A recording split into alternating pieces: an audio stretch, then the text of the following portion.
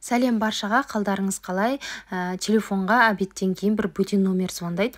Ойбай, анау кім болды екен деп алып қалсам, енемнің сіңілісі екен. Келін, біз ертең обедте сенің үйіңе қыдырып барамыз деп. Алдында менің қызымның 1 жасы болған кезде ол кісілер келе алмады. Енді үлкен кісі ауырып жүргеннен кейін өзім кіріп шығам деген болатын. Соған келе жатырмыз деп. Ойбай деп түстен кейін тез жарайды аха дедім де, соны түстен кейін киініп алдым да базарға ұштым, балама кішкентай тастадым да.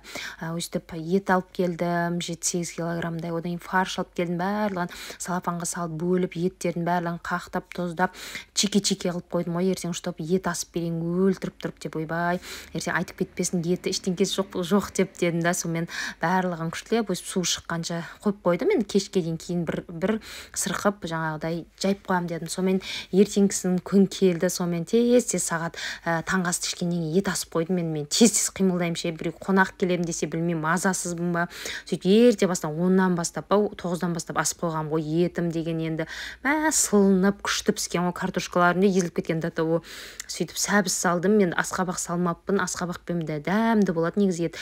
Сөйтіп де қамырлар, мына жерде енді қонақтарым келді, шай-пайын барлығын бердім де, сосын залда кішкене әңгіме айтып, одан қой қамырымды жайып тастайын, сіздерге ет асқан болатын дедім де.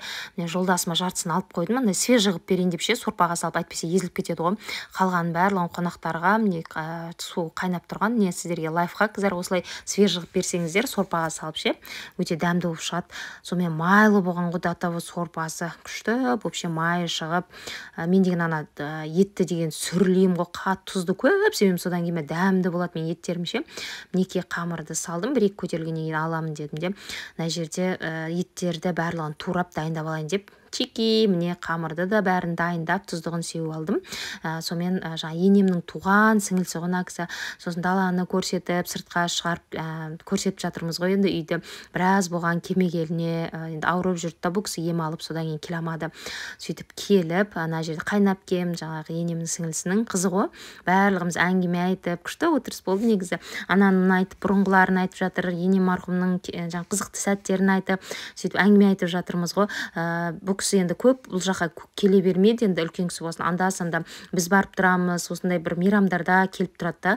Сонымен жолдасым, қой тез тамағымды, сорпамды ішіп алайын да, мен дальше жаңа машинамды жөндейін деп кетіп қалды. Сонымен әрі қарай өзіміз отырдық, қазір тамақ ішіп болғаннан кейін тағы да шай қойып қойдым.